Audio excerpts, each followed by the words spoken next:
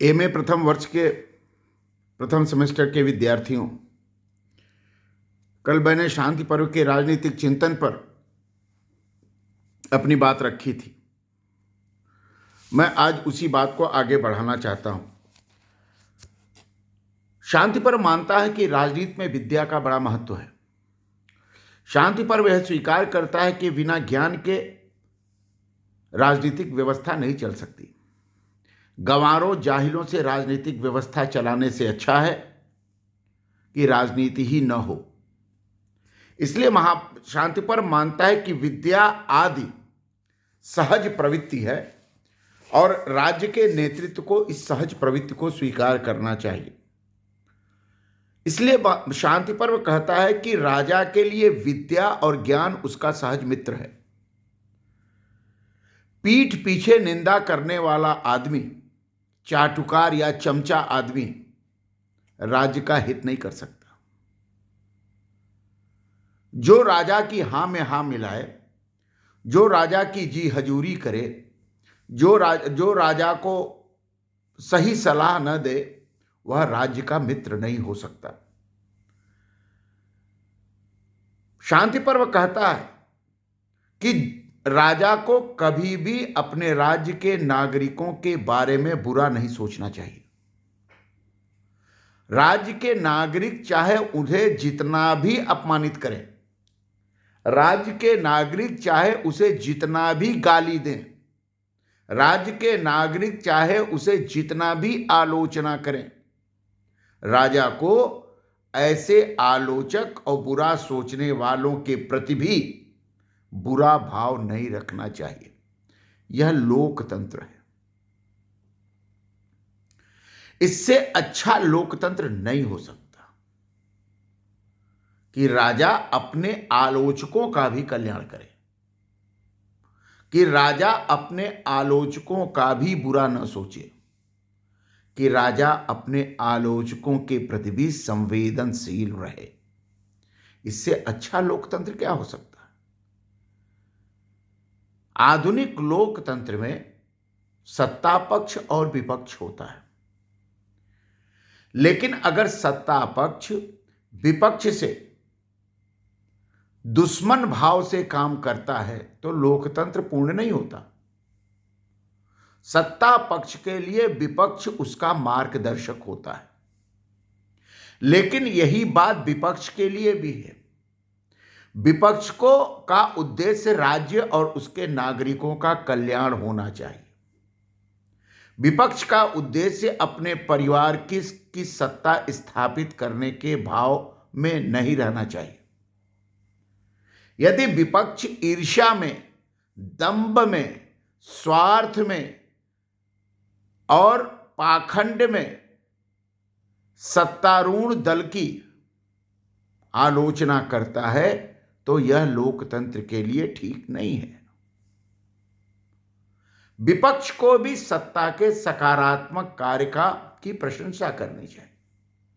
सत्ता पक्ष को भी विपक्ष के सकारात्मक आंदोलन की प्रशंसा करनी चाहिए, क्योंकि सत्ता पक्ष और विपक्ष दोनों का अंतिम उद्देश्य है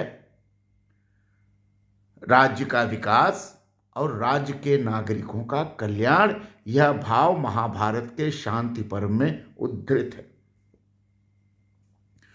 राजा को, जो राज्य का नेतृत्व करता राजा है, उसे शत्रु और मित्र पर निर्णय करने से पहले प्रत्यक्ष और प्रमाण दोनों के आधार पर काम करना चाहिए। किसी को शत्रु, किसी को मित्र अनायास नहीं मान लेना चाहिए। मित्र उसको मानना चाहिए जो राजा के प्रत्यक्ष और प्रमाण में उस अपने समर्पण और अपनी कर्मठता का प्रमाण प्रस्तुत करे।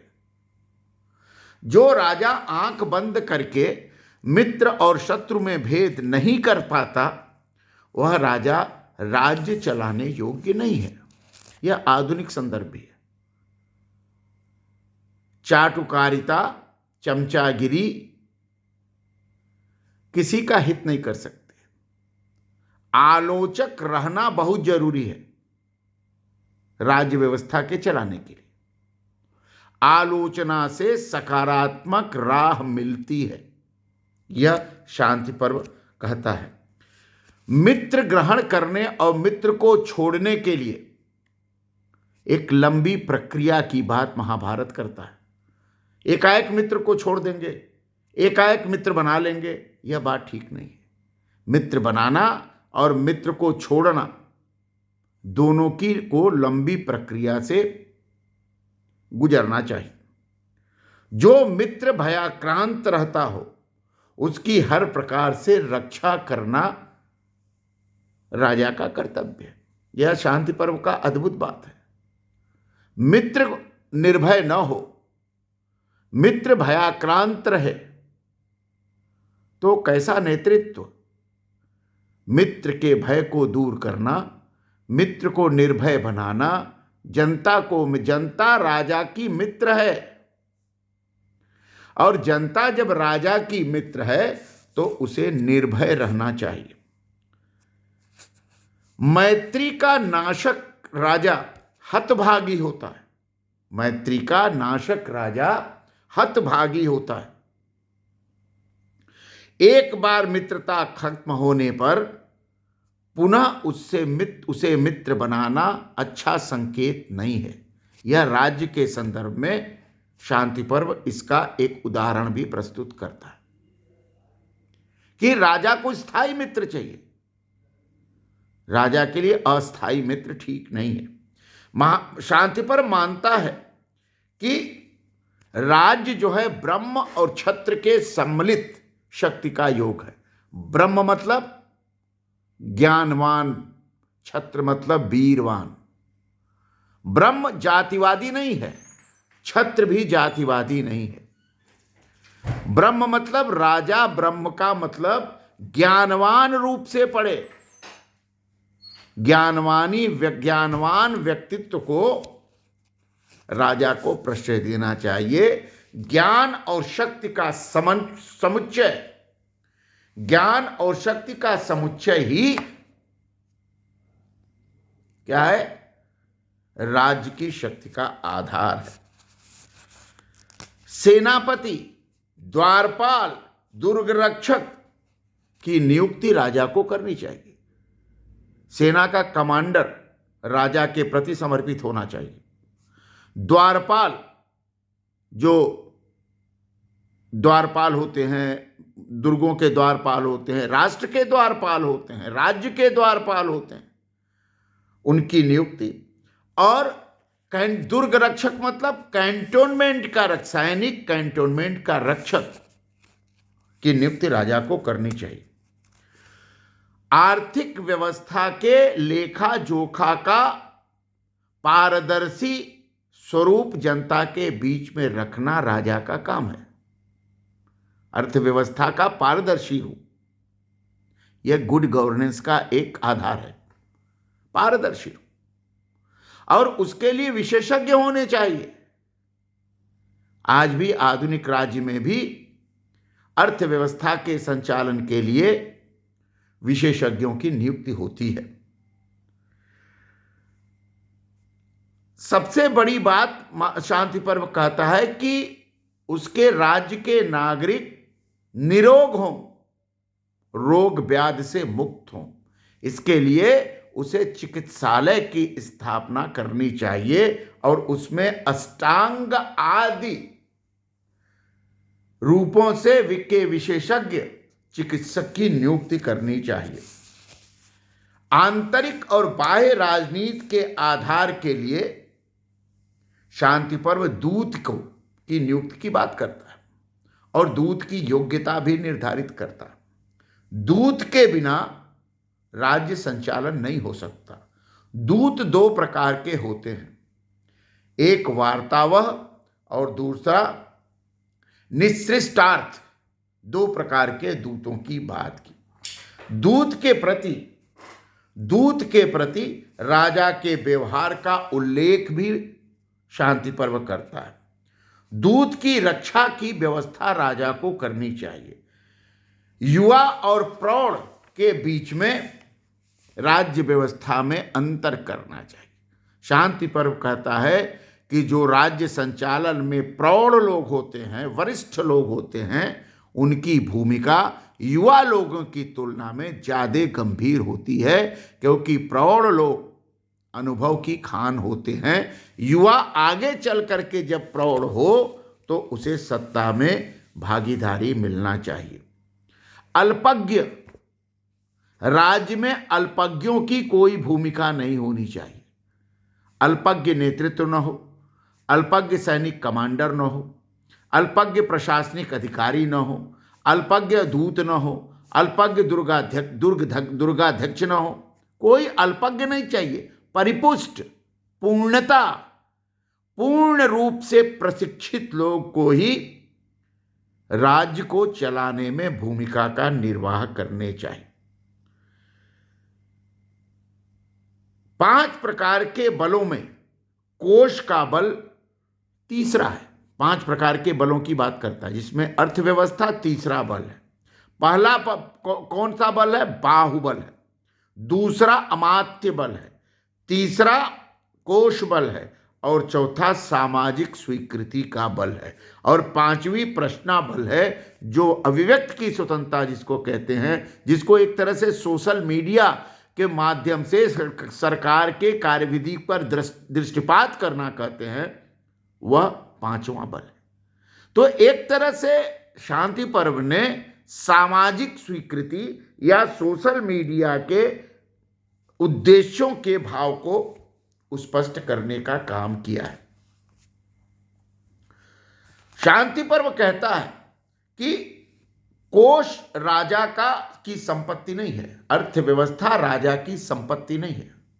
अर्थव्यवस्था जन कल्याण का साधन है। जन कल्याण के साधन के रूप में ही अर्थव्यवस्था का प्रकटन होता है। अर्थ संग्रह का आदर्श शांति पर्व ने निश्चित किया। न्याय पथ द्वारा अर्थ संग्रह करना राज्य के हित में है और उसके जीएसटी की तरह छठा भाग उत्पादन और लाभ का छठा भाग राज्य को टैक्स के रूप में लेना चाहिए। समाज के विभिन्न प्रकार के समाज में विभिन्न प्रकार के फैले स्किल को, उद्यमिता को संरक्षण करना राजा का दायित्व है। इसी में कहता है शांति पर्व कि कुटीर उद्योग को राजा को प्रश्रय देना चाहिए। जो made in India, make in India जैसे आधुनिक कंसेप्ट हैं, उसका मूल शांति पर्व में दिखाई पड़ता है। कुटीर उद्योग राज्य के द्वारा बनाई गई या उत्पादित की गई वस्तु को राज्य में के बाजार में उचित स्थान मिलना चाहिए। यही है मेक इन इंडिया का भाव। राज्य में जो उत्पादित वस्तु होती है उसको बाजार में उचित स्थान मिलना चाहिए, उचित उसको लाभ मिलना चाहिए, तभी अर्थव्यवस्था ठीक होगी, अन्यथा अर्थव्यवस्था ठीक नहीं होगी। शांति पर्व करता है कि प्रजा के जीवन निर्वाह के सभी सामग्री का निर्धारण करना राजा का प्रमुख दायित्व है। प्रजा के जीवन निर्वाह के लिए कौन कौन सी चीजें आवश्यक हैं? प्रजा के जीवन निर्वाह के लिए रोटी, कपड़ा, मकान जरूरी है। ये मिनिमम है। राजा को अपने प्रजा के रोटी, कपड़ा और मकान, प्रजा के रोटी, कपड़ा और मकान को सुरक्षित करने के लिए पूरी भूमिका का निर्वाह करना चाहिए। शांति पर्व एक और अच्छी बात करता है, धर्म और अर्थशास्त्र का समन्वय होना चाहिए। मतलब शांति पर्व धर्माधृत अर्थशास्त्र की बात करता है। धर्म मतलब कर्तव्य के आधार पर अर्थशास्त्र। धर्म का मतलब पूजा पाठ नहीं, कर्मकांड पर आधारित अर्थशास्त्र नहीं, लेकिन कर्तव्य पर आधारित अर्थशास्त्र होना चाहिए। यह अर्थशास्त्र सिर्फ लाभ कमाने के लिए नहीं है, यह अर्थशास्त्र सिर्फ राज्य को उद्योगपति बनाने के लिए नहीं है, यह अर्थशास्त्र सिर्फ राज्य को धनाढ्य बनाने के लिए नहीं है।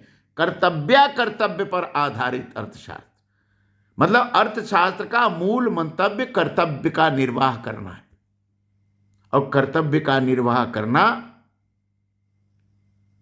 राजा का दायित्व है। धन नष्ट होने पर राज्य नष्ट हो जाते हैं। धन का संचय राज्य के लिए आवश्यक है। धन संचय होने पर राज्य में विद्रोह, धन संचय न होने पर राज्य में विद्रोह भी हो जाता है।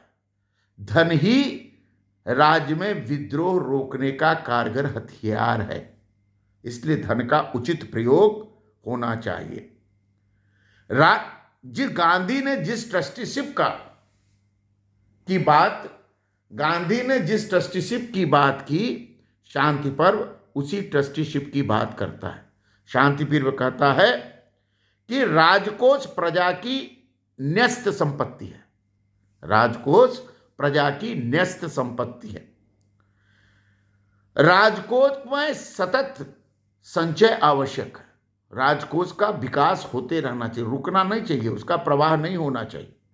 आपद काल में दुर्बल या गरीब को छोड़कर सबसे कर लेना उचित है।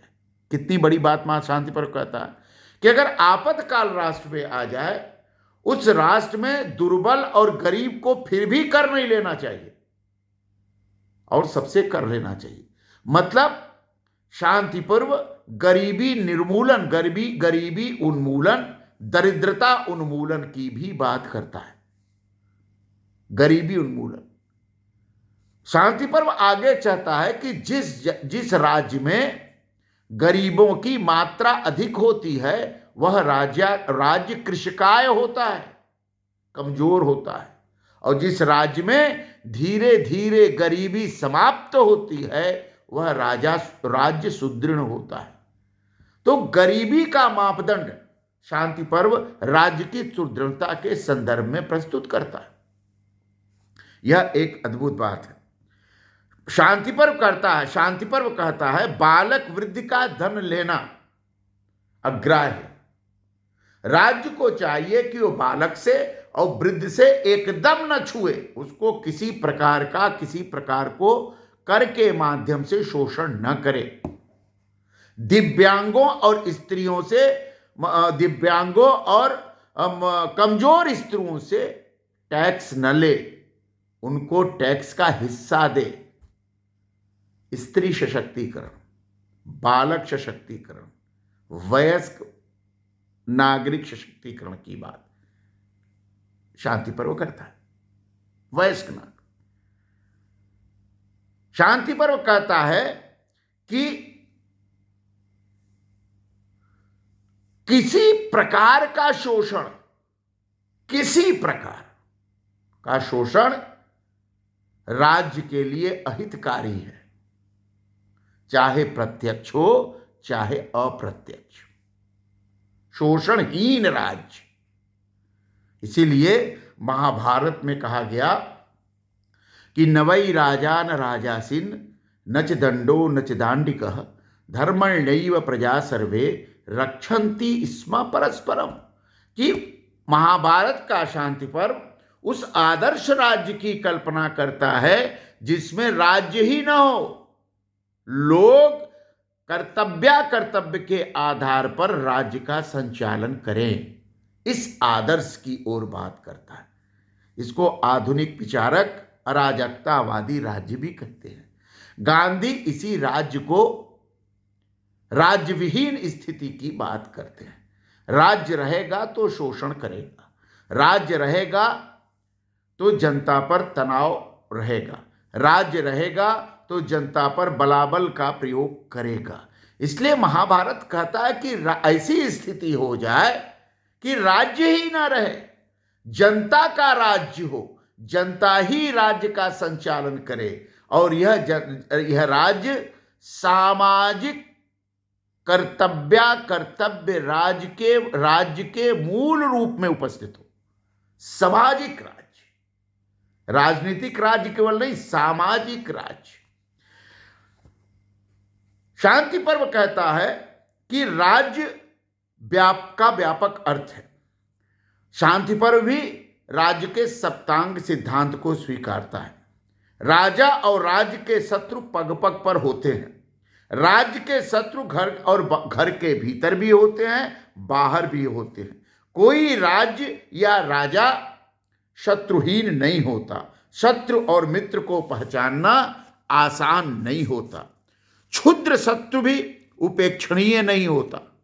हर शत्रु को उपेक्षा मत करिए, क्षुद्र भी होगा तो उपेक्षणीय नहीं होगा।